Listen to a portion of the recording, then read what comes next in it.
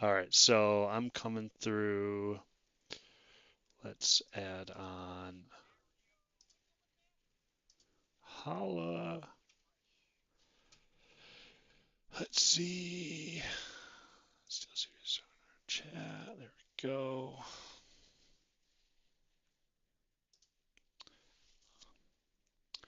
All right, so we're going to pop over here. My mic is live. Can you go ahead and talk for us? Yeah, talking words. Hey, we are live. Yeah. I just got to make sure all the Yeah. bars are moving because last time we did it, we had a solid 15, 20 minutes where I was apparently muted. Yeah, definitely Um, not because you muted yourself. It was a technical error. yeah, one of those. One of those.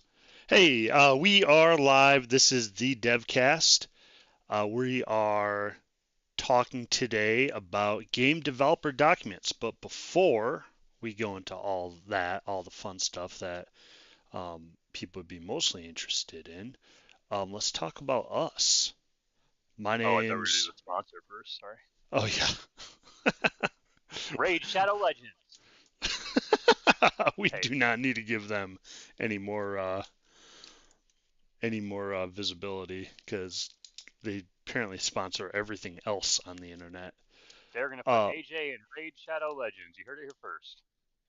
what we really need to do is do the what's that Hero Wars or whatever, that stupid one where they have somebody just narrating their pre-filmed whatever ad Oh, because you've seen the yeah, same ad for about a year, yeah. Every single one, yeah. and then there's some dude like, oh, this is what we're doing. Oh no, we lost half of our. It's like, anyways. I'm back. So, hey, and Khan is here with us. We can get him up on the stream. There's your link. So I am AJ, uh, lead developer of Own Softworks on the VR game FromLight. We are joined by Chris Baker, longtime tabletop gaming veteran, 30 years, and game A master. long time. Long, me game you long time. And Well, that's then off color. I was quoting the movie, okay? Um, and then Khayyam Khan, the award-winning director, filmmaker, also the guy who tells me my storylines suck, No. will be. I feel like Yeah. his intro's better. Like I won a science fair when I was in grade school. Like I Yeah, don't. it should I'm just saying. qualify the award-winning part. I don't know what it was, some telly or something. Not I one of mean, the you shit. you won a thing. They're like, did he get an Oscar? I'm like, nah, not exactly. Yeah, but it's still relevant to the field and to the stuff that we talk about regularly. That's true, definitely. I I'm mean, fine what with it. doesn't matter had sex, right? That's the Yeah, right, right. Doesn't matter that it was with your own hand. But yeah, count. are you coming on camera? Oh, let Or me is it? get. No, I'm gonna not be on camera for this one, but let me get the link. Okay. Because I Is the link think, just for video or yeah, the for? link's just for video, so don't worry about that Okay. then. I should just put like a little stable diffusion generated avatar right where you'd I be. I literally just made some. I let me send this to you. It's pretty epic. It's like kind of in the spirit of The Last of Us. Oh, that's hilarious. Do you have a mushroom growing out of your forehead? No, I'm one of the survivors. Okay, Hmm. okay. Let's see if we can't do something Oh, let me hilarious post it with in this. the chat. Put it Oh, Don't let's see if I can he? remember to turn my lights on. No, I actually looked at my camera. You know, lights. Okay, don't want that one Go. on. All right, I posted it in this voice chat. The image. Crap, maybe I like the other light more. Just turn on all Me. the lights.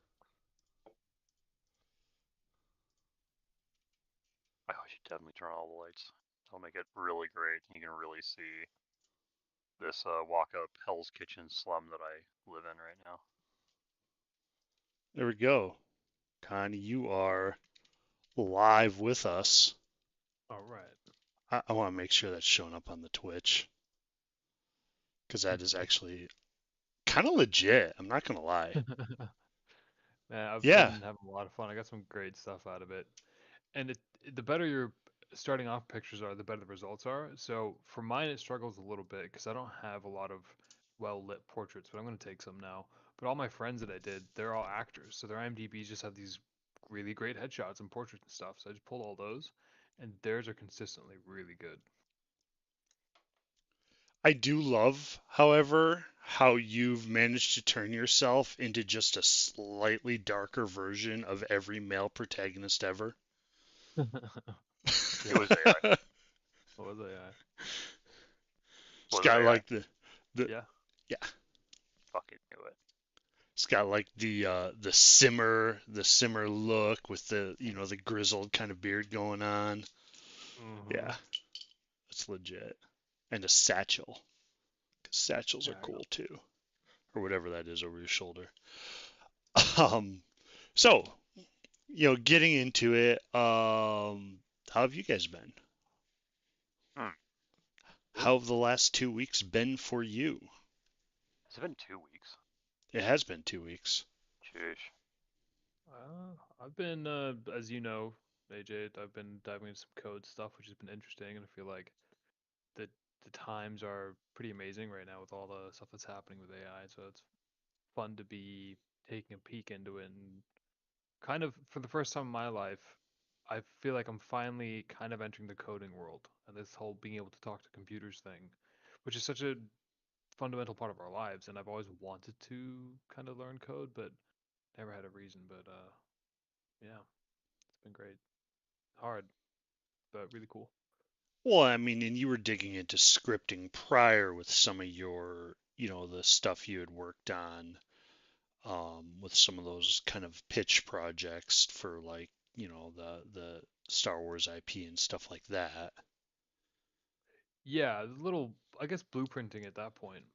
I mean, that's scripting, maybe not full code, but that's, Yeah, I the wouldn't logic. discount yourself. Yeah. Yeah, I think there's always syntax that was my barrier. It's like looking at all the command line. I mean, the little hmm punctuations and all that. It just throw me off. Well, and syntax is always can be dramatically different from language to language. Hmm. So, yeah, but you're Yeah. you're doing most of your stuff into Python right now, and you Yes. are integrating, or not integrating, maybe interfacing might be a better word with ChatGPT. Yeah. Doing Cool. API calls for natural language processing. So basically making a chatbot. Yep.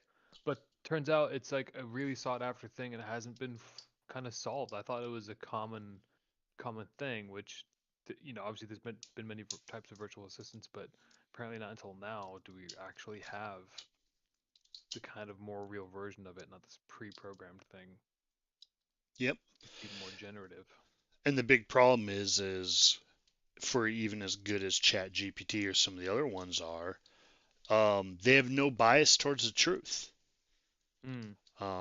Especially if you are an expert in a field, try searching up a GPT solution for like a middle range problem in that field. Mm. Probably 95% chance you're going to get a false answer. He means capital T truth, by the way, one God. I haven't asked any religious questions, although I did. I will say this: ChatGPT is fantastic if you give it a background. So like, hey, here are the events.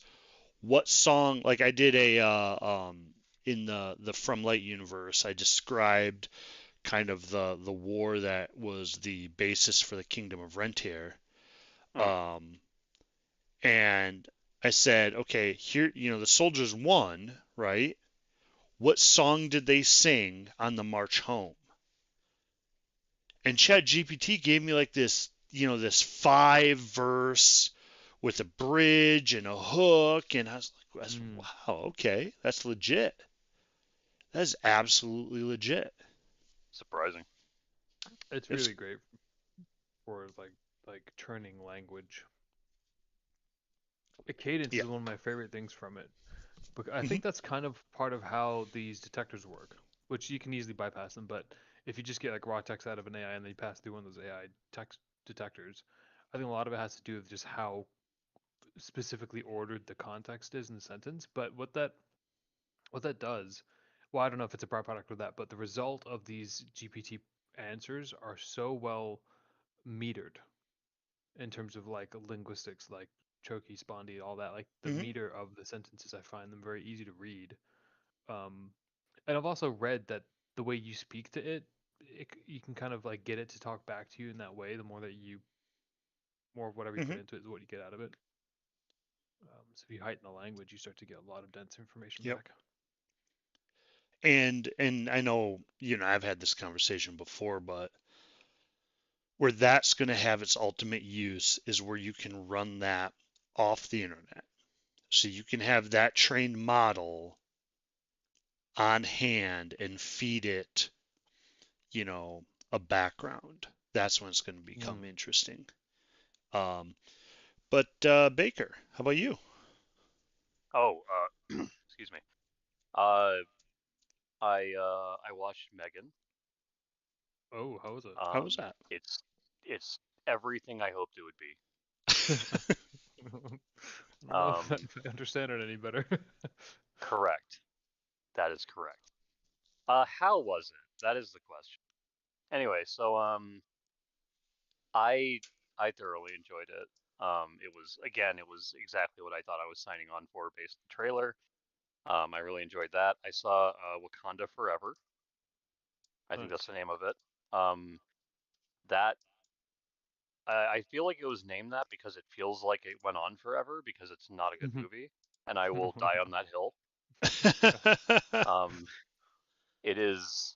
It's not like the Snyder Cut where I feel like it's an aggressively bad movie, but like I don't think it was trying to take anything out on me like that movie was. But this is.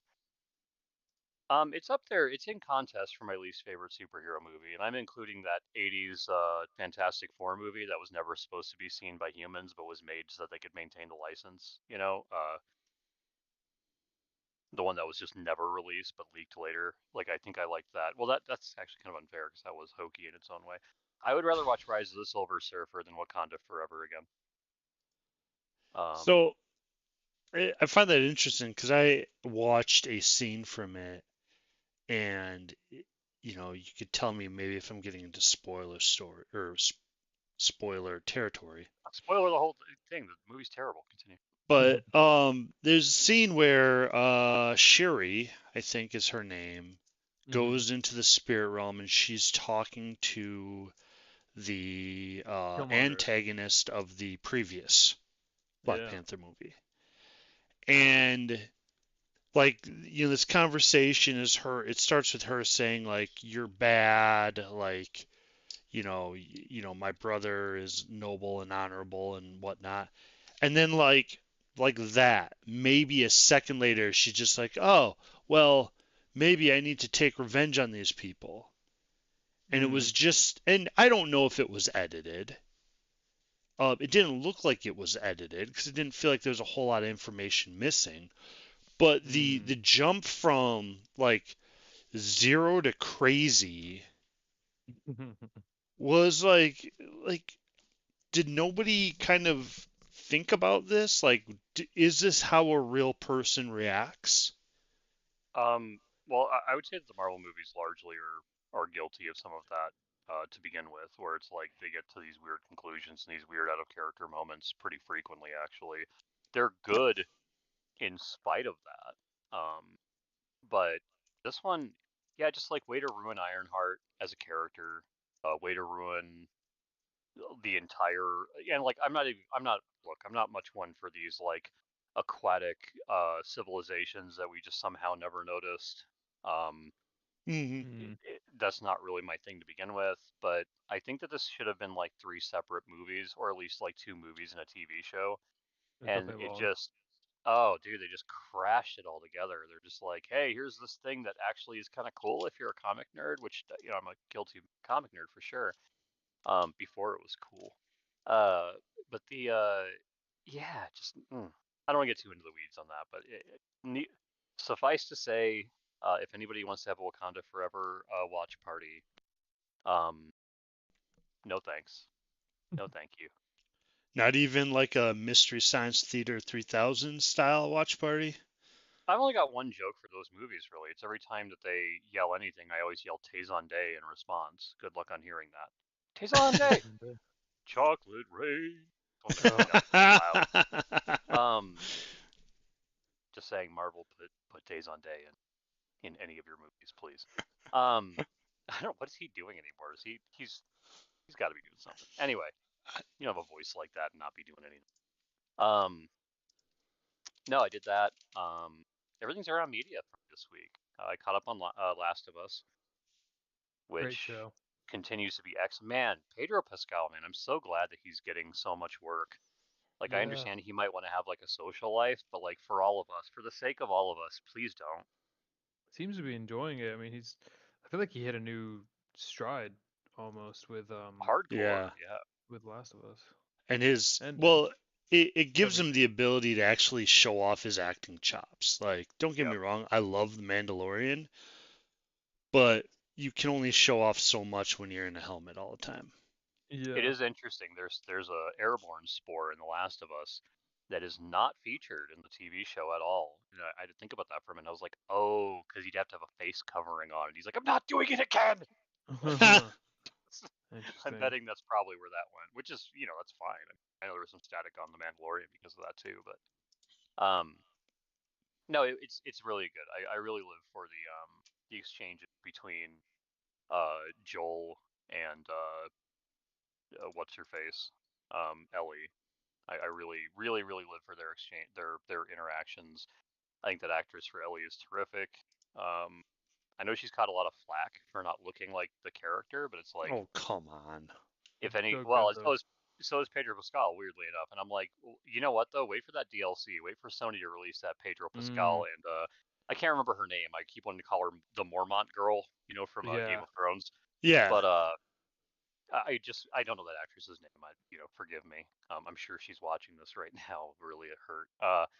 But no, it's just I really can't wait for Sony to put the DLC. Or was Naughty Dog? Who is it that makes those games? Naughty Is Dog, that a yeah. Sony? Or... Naughty Okay, Dog. Yeah. but Naughty Dog isn't. Are they a Sony in-house I studio think now? oh, I I don't know if believe they're they are. in-house. I don't know. Actually, I couldn't tell you. Anyway, doesn't matter. The point is, I can't wait for that DLC because I will buy it. Because they're releasing that game for the PC really soon here, aren't they? This year. Yep. So, to answer your question, Naughty Dog is owned by Sony, Okay, I thought that was right. but they are a first party organization. So, they're basically not subcontracting, games are coming out of them. Correct. Which makes sense because Sony wanted to get out of the whole video game thing when they did their H1Z1 and broke up into Daybreak Studios. Correct. So, And yeah, I Bella think. Ramsey's that actress's name. Thank you. I should looked have it known up. that actually. yeah. But no, I said, terrific show. Yeah. And she's This last. English Go. too, passes really well. Oh I yeah, think what I'm sorry, I'll let you say what you're saying a second. I just totally Kanye'd you. But I forgot what I was saying. Damn it. You advocated for white supremacy. Okay, you Tried, Kanye'd him. Oh God. you tried to Kanye. You got that Gosh, reverse card. You weren't ready for sorry. that. It's My alright. I bad. was just gonna say this last episode was a banger. That's all. Like, Yeah. Yeah. no spoilers. Period. Because that is a good thing. But so It good. Oh, it is nice finally having a video game adaptation worth watching. and so okay, that is a perfect segue to my point, which I remembered, which is that Neil Druckmann, who did the game, is doing the show, and he's not directing, but he's writing and show running, I think. But that's the first instance I've heard of a video game storyteller, creator, whatever, director going into film. And I think we're really starting to see the true like transmedia thing happening where properties will exist in multiple forms and it won't be that big of a deal that oh they're making a movie out of this game or a book out of it or whatever. It's all just gonna kind of become one. Just have big Yeah. world and stuff. I Well, mean, the one thing that I loved about this show to begin with was that it's already showing us stuff that we encountered in the game in better detail. It's showing us what people were doing during certain things the game didn't have time to do. And I was afraid it was going to be the game and the DLC, like with the DLC kind of chopped up into the show. That's what I kind of assumed we were going to get, and that's not at all what we're getting. I'm very happy about it. I yeah, didn't play the game actually, but I did recognize game moments and I loved it. I was like, oh, like the truck separating right. him and Tommy. I was like, oh, total game moment. Like even if I haven't Mm-hmm. played that game, but it didn't feel cheap. It felt good. It just felt great, like a great situation. Well, and that's the Yeah. stupid thing about it is you finally have a showrunner who is smart enough to add into the blanks that a game gives you, but not try to change the actual story that's being presented Yeah. from the previous media. Looking at Just you, getting out of the way showrunner of of it. The Witcher. Yeah, Mhm. really, a lot of the time, you just need to get out of the way of the thing Yeah, and let the thing be the Yeah. thing. I mean, I think we talked about this previously. Didn't we? Because yeah. I think I remember talking about Mila Jovovich's Resident Evil series. I remember, yeah, we did talk about like her and her husband is the director, right? Yeah, Yep. Paul W. S. Anderson uh, Right. is just like making these movies to showcase how rad his wife is, and that's one way to bring the heat in the old bedroom, I suppose. But it would be nice if they wouldn't inflict it on the rest of us. Right. Their weird porn. The ultimate couple kink film, I suppose. I No, mean, that was if you, Underworld. Wait, what? yeah, except for Kate Beckinsale is a national treasure. I'm not even sure what nation she belongs to, but she's a national treasure. To that nation. She speaks Where like is 4 she from? languages. That's just We, impressive. we can borrow her. They can take Michelle Rodriguez and we'll anyway. She's English. She's from London. Okay, Yeah. She's okay. Yeah, she like last time I looked her up, she spoke like 4 languages and as somebody who, you know, English speaking, growing up English speaking, has learned another Hmm. language and part of another language, like that shit's hard. Especially it's hard to mm-hmm. keep it up too, Yeah. I was in my Mm-hmm. Japanese class earlier today and I didn't want to be there. Yeah, wasn't right? she in was Jolt? Was she in that movie, the Netflix like straight to Jolt. Netflix Yes. film? Okay, I that movie was super hokey, but I enjoyed the hell out of it. It had some great writing in a weird way. Hmm. Like she goes into her shrink's office, she's like, "Okay, you're just being a bad friend now." He's like, "I'm not your friend, I'm your psychiatrist." And I was like, Mm-hmm. "Yeah, that's actually pretty funny." You know Um, what is funny though is if you look at her IMDb page, mhm. she kind of looks like a older, more mature version of Eleven from Stranger Things. Oh, interesting. That would be Yeah, a that'd be a crazy show if they start time jumping in Stranger Things the next season. Kate Beckinsale plays the older version of her. yeah, I that'd mean, be interesting. to be fair, I had my absolute brains blown out because I completely forgot that Courtney Cox was in Misfits of Science, the 1980s TV show. What? Oh yeah, dude, she's in it, and she is Fuck super young. off. Like it's no, I swear to God, bring it up. Like on God, she's in that movie or What? show rather, show. Sorry. Holy shit. Okay, okay. Good Also God, she weird looks like how she's 12. I was just gonna say it's weird how either young at the time she was or how old Courtney Cox actually is. Because she stopped aging when Friends came out for me because I think it was the last thing I saw her in. that I No, actually like she remember. still hasn't aged. She's weird. She's like the female Keanu Reeves. You know what? I feel like she would be deeply flattered to hear you say that. So Ah, since well, we know she's also watching, nothing but there's a star-studded audience here. Um, Or so no, she was in Shameless for like an episode. Anyway, maybe. She's she well was. studied. So She was a for cameo. She went to Oxford. Sorry. Do my what? part, well, moving on a little bit here. For my part, and I know we were talking about this earlier. We do have to get to the game developer document eventually. Indeed. Um, started started and finished watching Vox Machina. Highly recommend that show. I was impressed with how good it was, just having knowledge of the whole tabletop gaming, everything like that. But my wife also loved it. Absolutely loved it. And it's about Um, the tabletop gaming world. it's so somebody took tabletop gaming sessions and turned those into a cartoon. Hmm. Okay. And then if you look on YouTube, you can see where they like edit together because it's all based off the Critical Role TV show, right? Um, Hmm. but if you look online, you can find the YouTube videos where they're literally editing together what happened in the Critical Role show and then the actual cartoon itself. So like somebody rolls, their natural 20 and they get their awesome, attack. It shows how that plays into the actual show itself. It's super well done. Really, honestly, it stands on its own 2 feet. It's good. It's a not vomit-inducing um, kind of portrayal of high fantasy, which I always like because unfortunately a lot of video games go into that high fantasy where there's just magical items everywhere and yet the peasants are still living in squalor somehow, you know. Just like in Wakanda Forever. Sorry. Or right? Like you can't kick 2 rocks without finding a magic sword and yet this fucking peasant is still like, please sir, may I have some coppers? It's like, fuck Weird. dude, You just nailed my whole issue with that whole setting.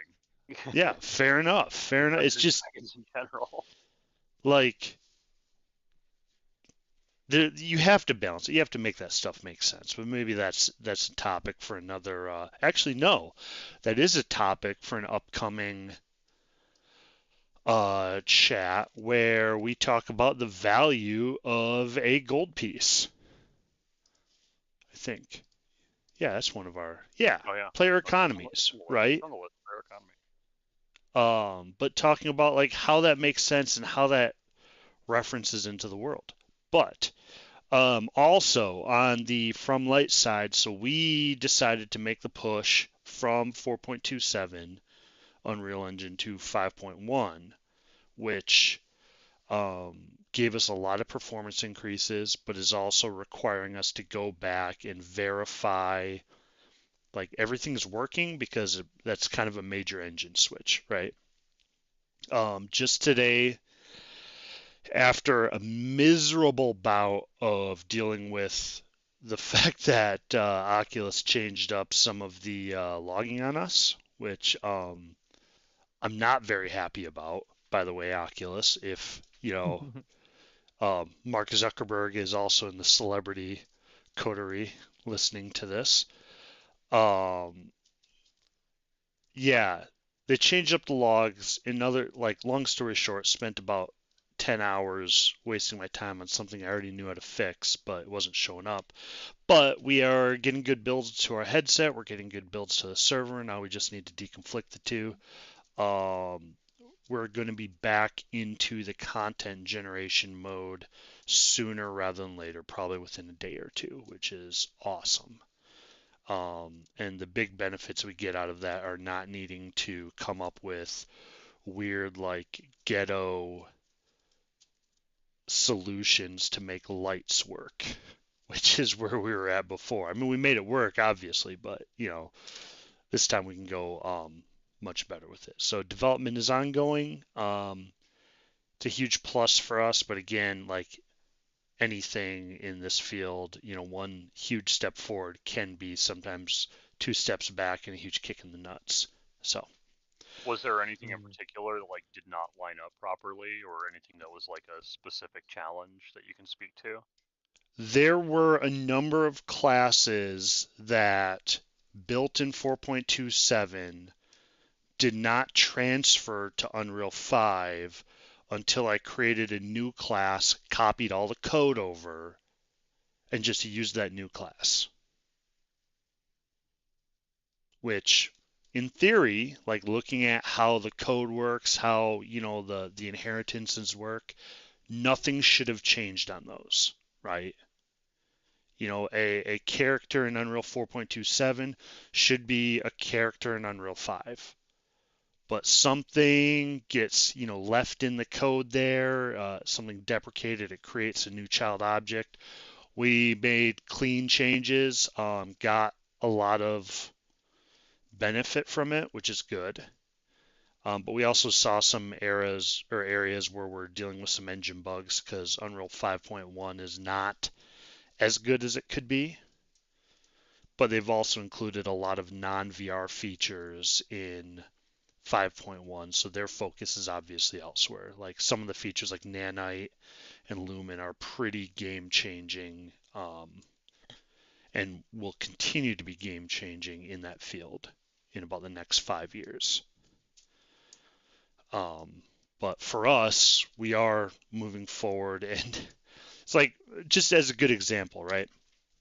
In 4.27, using conventional lighting in Unreal Engine, we could have one movable light.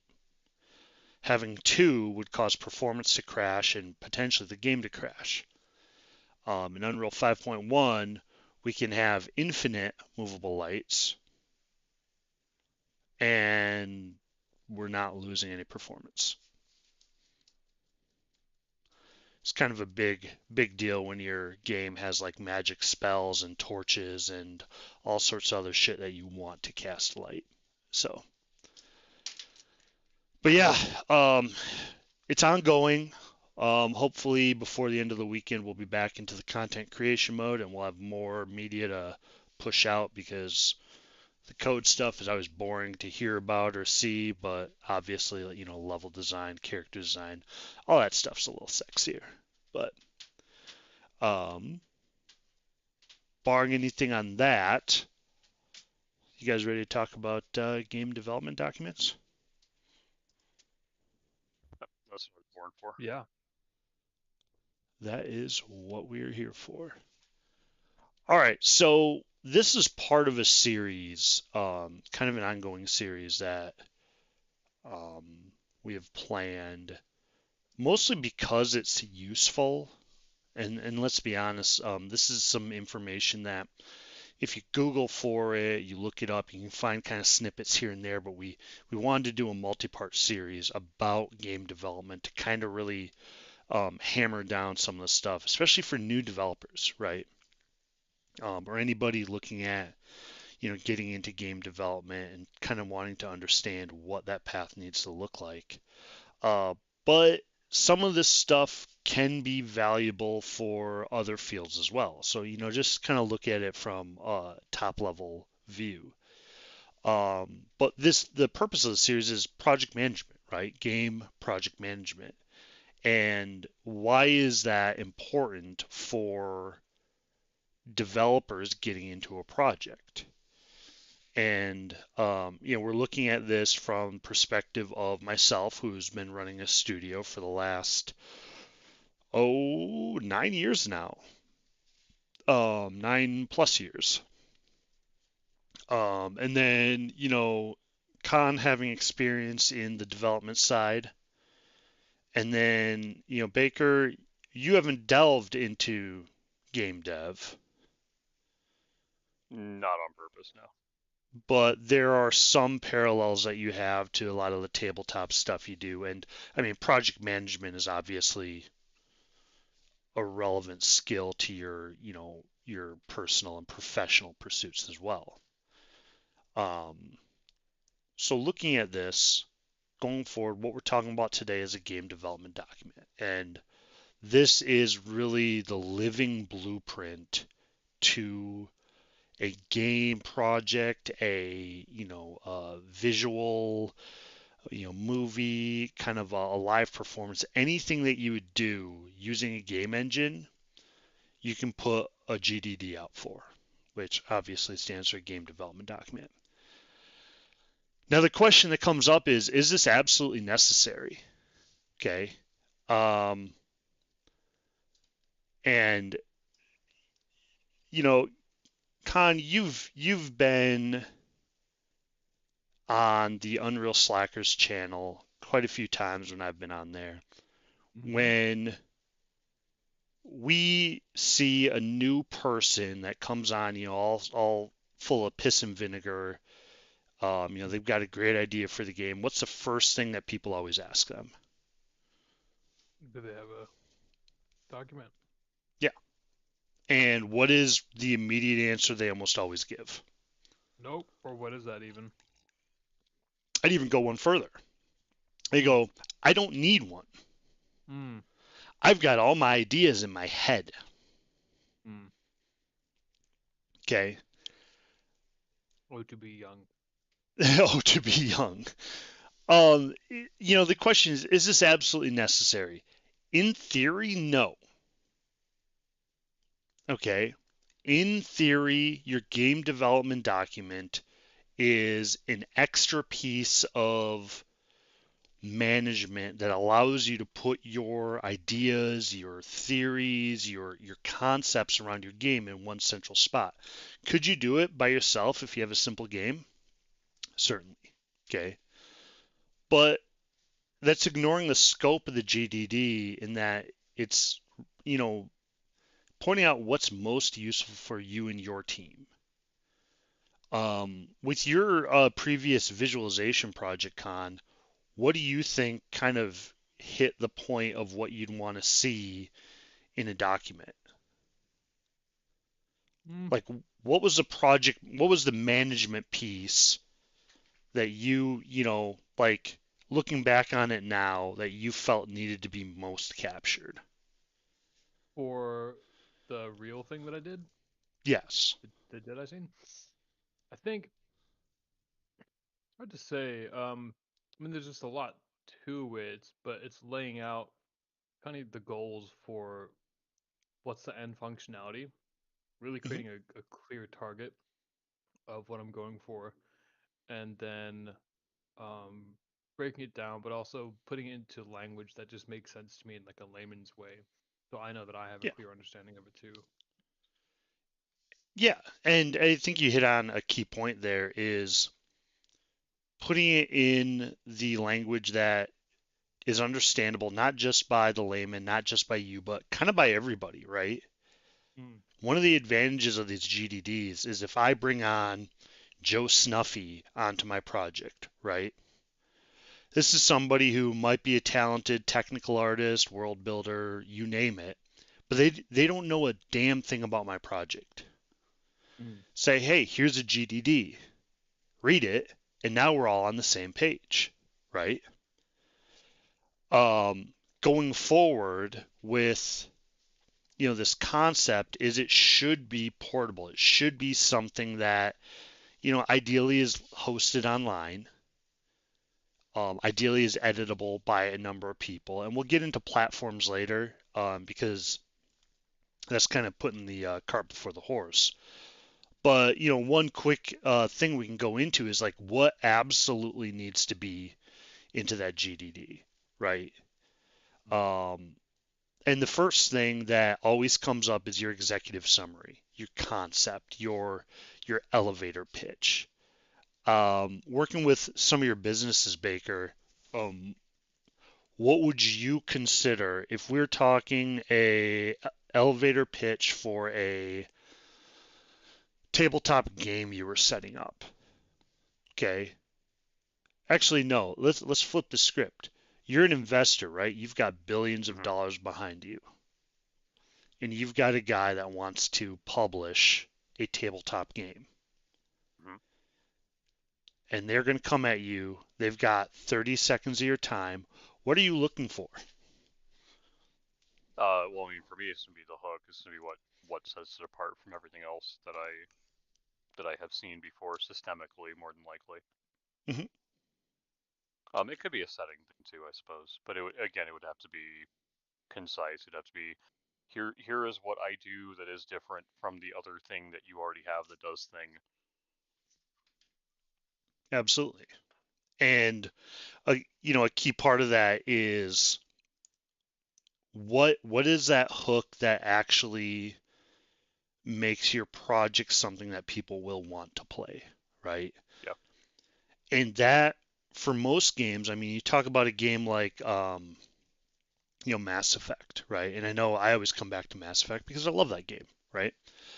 But having a persistent storyline over a number of games with, player choice built in, to me, that's an incredible hook. And it explains the issues they had with the third game where that player choice was suddenly snatched away, right? All of that could have been sorted if they kept to the original spirit of their GDD. And I guarantee you they had one, Oh yeah. right? A big studio is not going to do a project like that without a development document. So again, we talk about that executive summary where we're, this concept. How do you describe your game to hype up a knowing audience? Okay, these are the people who, I'm doing a war game. These are the people who already play Call of Duty. Okay, this drives your advertising, right? This is why this is important. But then, how to describe your game in 20 or 30 seconds or less, your elevator pitch. This is for the people who are looking at your game as a business proposition, right? These two statements together in your executive summary are going to define your game. Okay? Then you need to look into what your genre is. Should be clear what your genre is. Okay? You can't make a Victorian pirate game and then also include sci-fi elements. Oh, but then you want to have Paleolithic dinosaur elements. Now you're just all over the fucking place. Nobody knows what you're doing. Although, to be fair, I'd play that I mean, game. yeah, bet me I couldn't, but Yeah, right. Target audience is kind of critical. If you know you're trying to engage an older, demographic, or a darker demographic, you probably shouldn't have, bright colored characters, all that type of stuff. And then scope. Okay, scope is one thing a lot of indie developers struggle with. If you are one developer or two developers, you are not going to remake GTA 5 but in space. and with NFTs. Con laughs, Oh, but heard it so many times. he's heard it personally. Mhm. Dude rolls in, and for the people out there, when we refer to Slackers, we're talking about the Unreal Slackers Discord channel, which is a semi-professional Discord. Kind of cool. You get people from Epic Games popping on there. Um, a lot of actual professional developers pop on there and help people out. But then you always get, some fella, usually sometimes they're, pretty young, 14, 15 years old. Sometimes they're weirdly old, like 36 years old, and still just don't have an idea about, like the scope and what they actually can do. And they played GTA 5 and they want to remake it, but they love sci-fi games, so that's what they want to make. Mm. Okay. And clearly that doesn't work, right? Unless you have the ability to spend 3 years on very little progress, that just doesn't work. No, it works fine.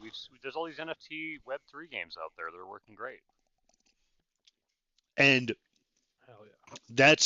that would be an interesting topic for a follow-up episode. Yeah, we can talk about that later. Yeah, Rendered in 8K as well.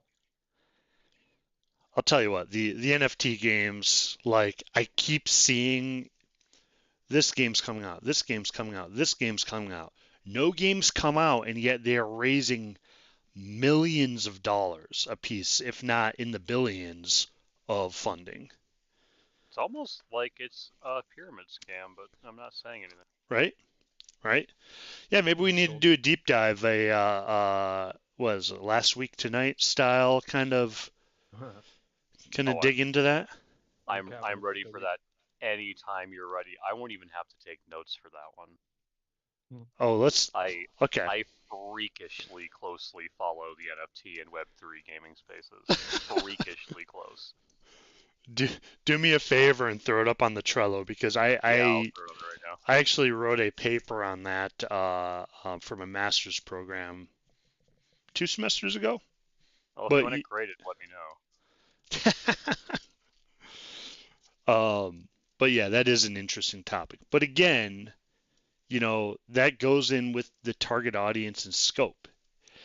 If your target audience, because your game only works with NFTs, is people who have a wallet for the particular coin that you're building it on, understand that you should probably facilitate that and or adjust your sales expectations to only people who have that wallet. Yep. Okay? Literally market speculators, not gamers. Yeah, absolutely. So after that kind of dials all the stuff in for the executive summary. Now we go forward and talk about gameplay. Okay. And we're not talking about like I want to hit A and then my character attacks and if their strength is this. No, focus on high level abstractions, right? This gameplay should align and be organized as a game loop, right? And for those who aren't in the know, a game loop is a particular set of interactions that describes a thing a player can do in a game. So, for example, the Skyrim lockpicking mechanic, right? The little mini game, that in itself is considered a game loop, right? You start lockpicking. What happens if I'm sneaking or not sneaking? Well, that means somebody can see you, etc.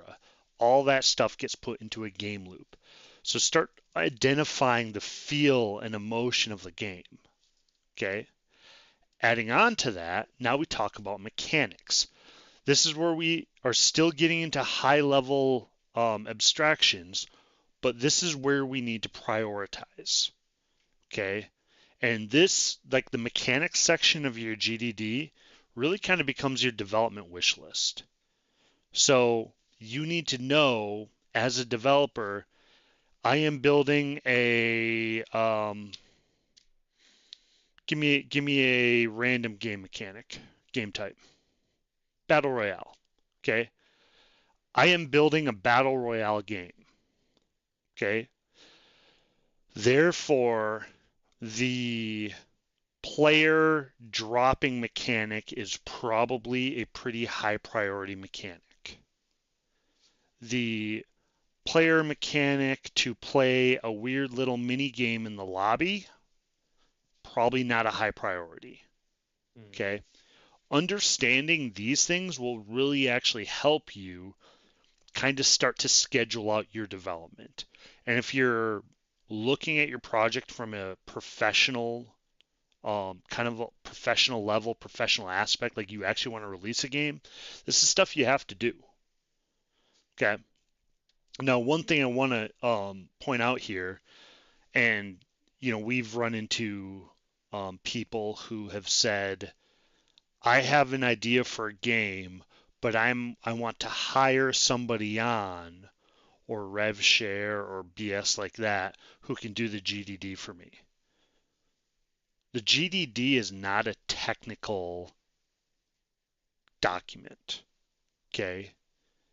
You don't need to be a high-end C++ programmer to do the GDD. You have to have the vision to know where you want to go. If you don't feel like you have that, I hate to say it, but you're just lazy. Okay? And unfortunately, we've seen a lot of people come into the various professional forums who have said, I'm the idea guy. I have, all the good stuff that needs to be had, but somebody else can do the GDD. That's really not acceptable. Okay. It's kind of like you doing your full-time job, but then subcontracting it to somebody else.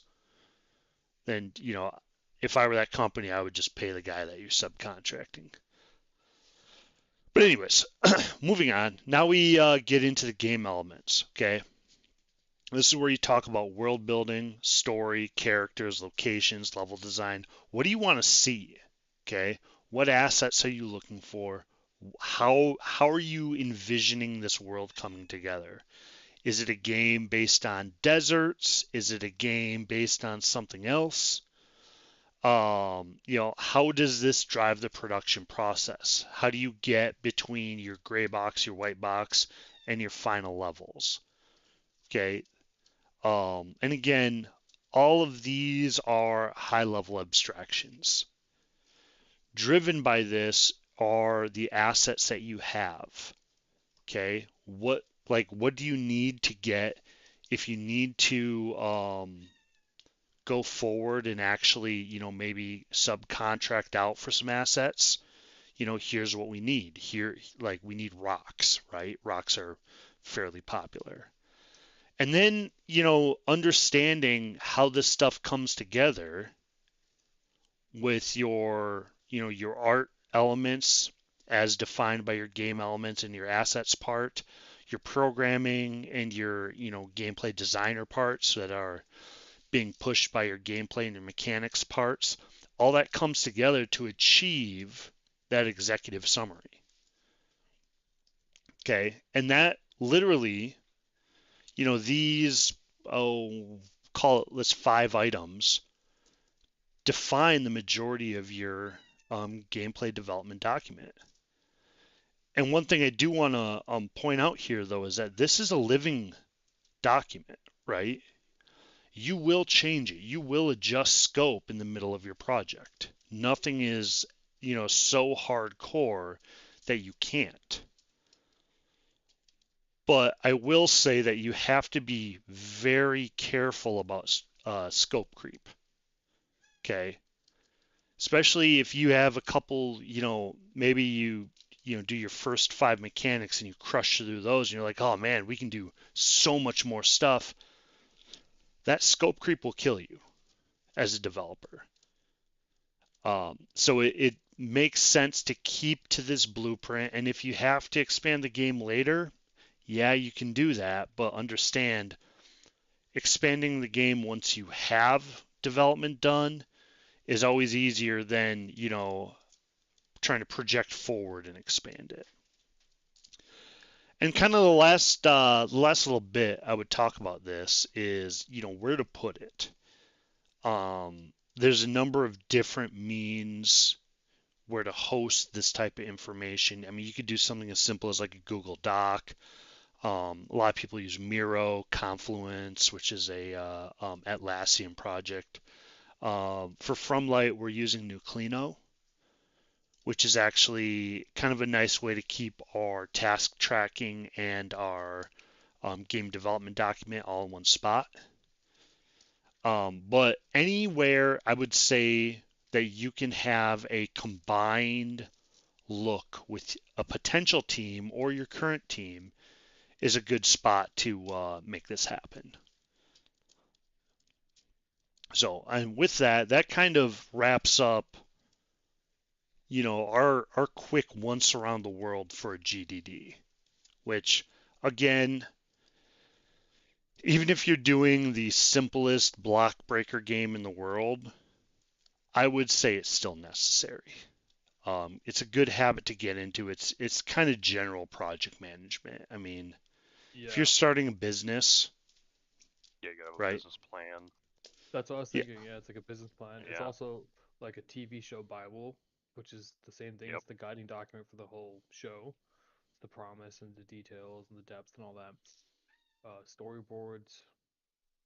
I mean, every yeah, discipline requires objectifying what you're doing and getting out of your head, really. I mean, that's a big part of just maturing in the development process of anything, is not, accepting, I guess, is part of it, but just realizing that your mind is more of a processor. It's not as much of a hard drive. You need to kind of offload stuff Hmm. and be able to see things um, freely without having to hold everything in RAM.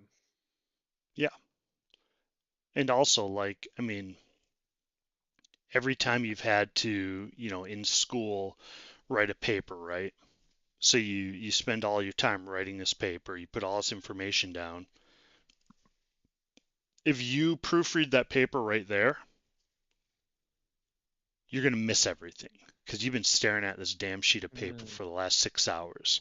Oh, Yeah, for You, these last 30,000 words. Yeah. right? God you, bless you step proofreaders. away, give it a good day or two, come back to it. Now you see, hey, these two things don't quite match up, Mm. Mm. right? That's where that game development document allows you to step away, come back and say, hey, I really love mechanic A, but it Mm. directly conflicts with mechanic B. Or maybe I need to get real creative with making these mechanics work. Yeah, if you're really in love with something, you figure out how to. I don't want to say shoehorn it in, but also kind of you figure out how to shoehorn it in. I mean, Absolutely. Integrate it. outlines are a great thing to have, man. Like in the tabletop space, we use something very similar where we have a lore document. Well, it depends on what you're doing, obviously, but if you're creating it, you have a lore document because I have to make sure that I know what my even like something as simple as my technology base. Hmm. If I just suddenly, like you don't, and it sounds ridiculous, but I've seen the mistake made where you decide on Victorian London, like you said earlier, and now all of a sudden you're 30 sessions in, your GM's just like your iPhone's ringing. It's like, well, that better be a narrative snap out of it moment where it's like, oh, we've been hallucinating this whole adventure. Wow, that's friggin' wild. It better be Right. something really earth shattering for that to happen. Otherwise, he's just like, no, I just got a new iPhone and I'm really excited about it. So now I've shoehorned it into the game. That's the bad kind of shoehorning. Yeah. So, Mm. Yeah, definitely. set your power limits, set your power floors, set your skill ceilings, set your, like it's so important. It's so important. Gotta blend in. And I mean, I was just recently talking with a fella who, when he was describing the game he was trying to make, and now, mind you, in this case, he was not exactly a professional developer, so I can excuse the kind of the rookie mistakes. But he was literally saying, well, I want to make a game that's like Destiny and like Modern Warfare and like, insert random games here. And he's kind of picking and choosing mechanics and really had no conceptualization, no direction on where he wanted to go with it. Because unfortunately, digging into, some of these mechanics as a developer, you're going to have to get into the weeds, right? It's like any good TV show or any good, tabletop game. Every so often, you have to dig into the weeds and think like really hard how this will affect the future. You know, Mm. if we go on this path, am I absolutely fucking everything up in the future? Game development is no different, but you have an additional kind of technical aspect to it, right? Um, So, question, if I could, yeah. in the GDD, you're also like you're doing two things. You're creating the story and the arc in a way, like what the player will experience story wise, but then also how the experience of the game will evolve for the Yes. player. Is that the idea? Yes, and one thing I would say with the GDD is you can always go a little light on the story. Because Mm. we'll talk later on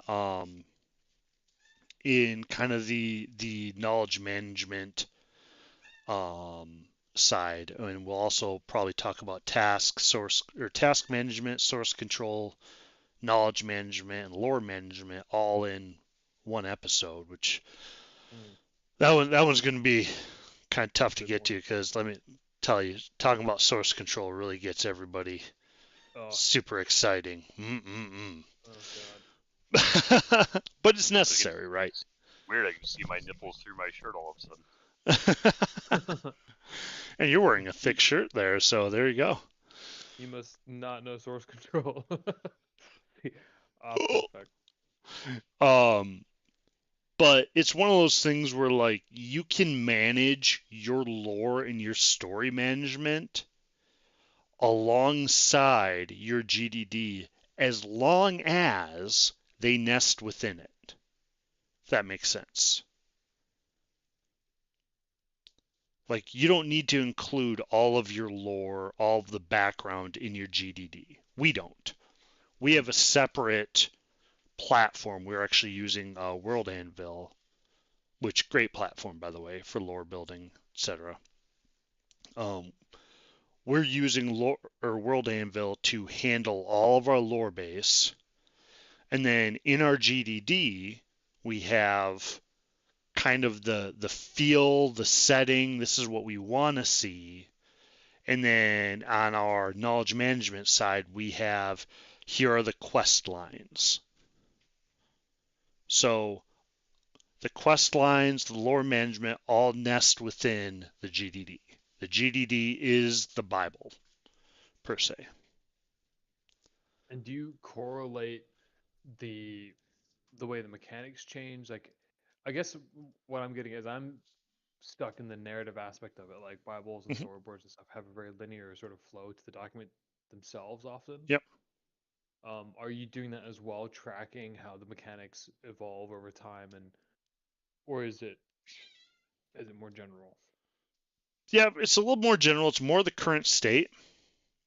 Oh, okay. Um, it's if we have to change a mechanic and change our assumptions about that mechanic, we'll capture that. Mm. But we don't care as much about the historics of a mechanic changing. What the fuck is this cat I hear doing? you, cat. Yeah, I'm being assaulted by the way. Um, which is hilarious if he wasn't biting my toes.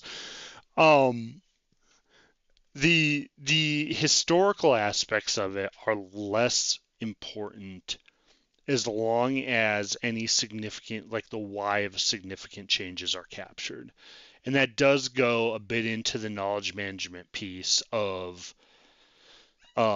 capturing changes like studio wide changes and the why of it. Because Mm. a lot of these mechanics changes are driven by the state of the technology.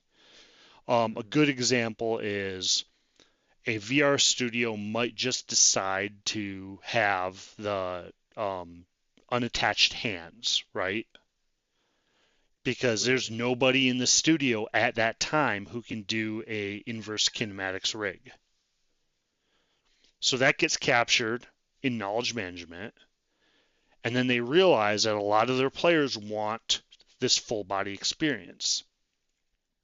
So an easy solution for the developers to say, hey, we know this is a reason we don't have it. We know our players want this. That's kind of a marketing function. So now we need to contract somebody who can do this for us. That's where all this stuff starts to work together. Mm.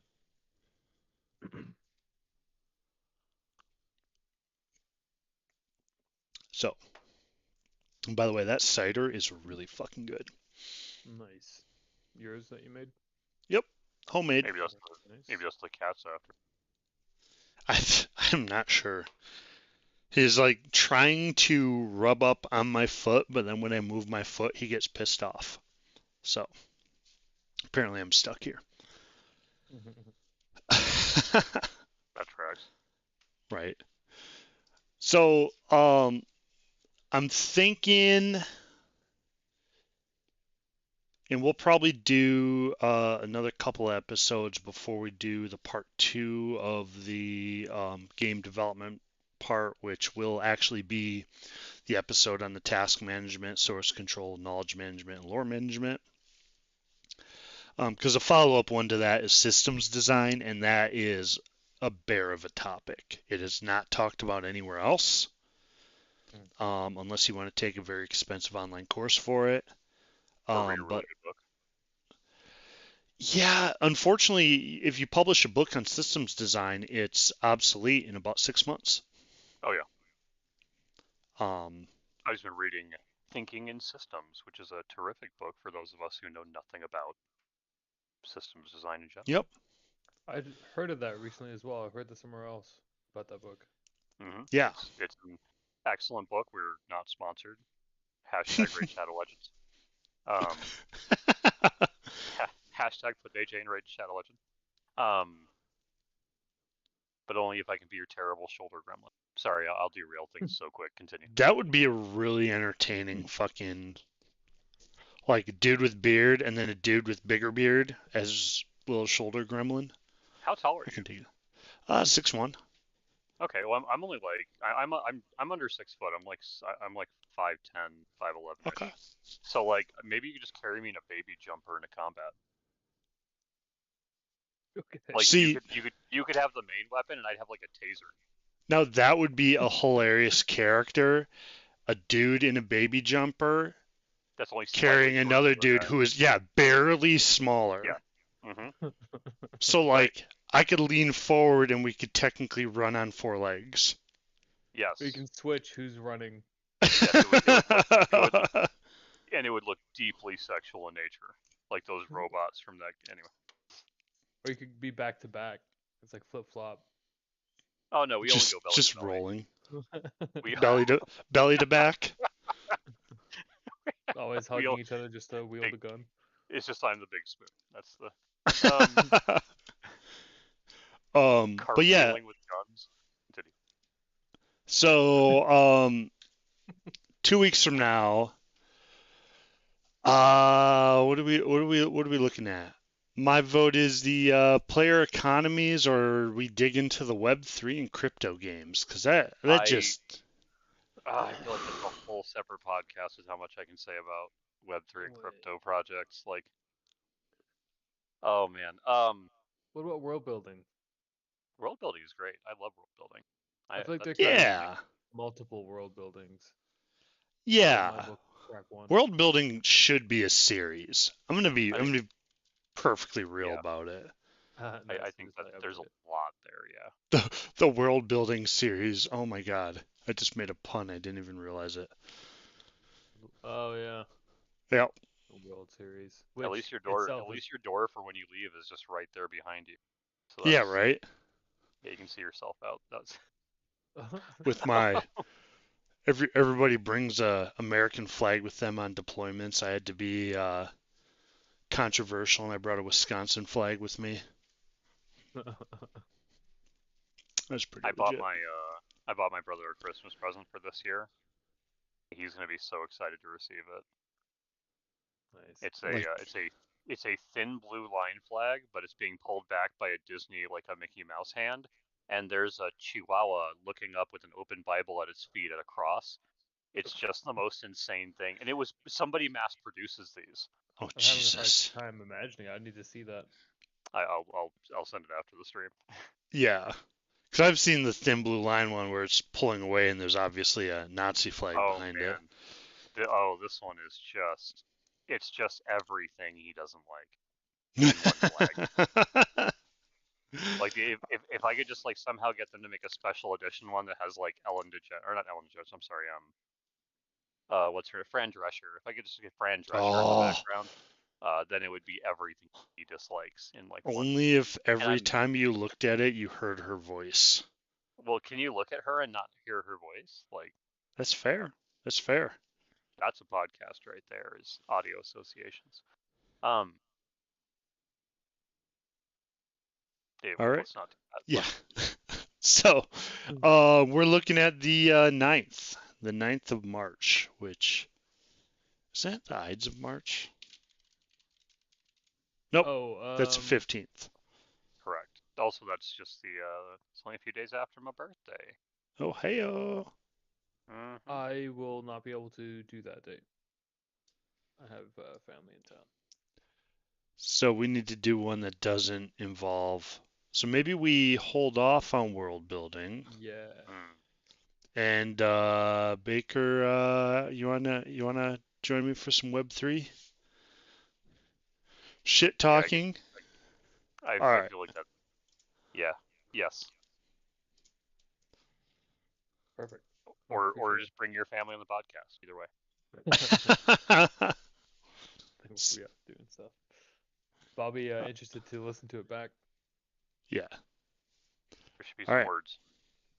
Well, that concludes our podcast for today. Appreciate people that showed up or the people that will be seeing this in the future, because I will definitely be linking this to any individual that asks me in the future, what's a GDD? Like, here you go. Nice. Yeah, great. It's broken down for you with questions asked. But next time we see you will be the 9th of March. So take care, be safe, and we'll see you then. Good night. Take care. Good.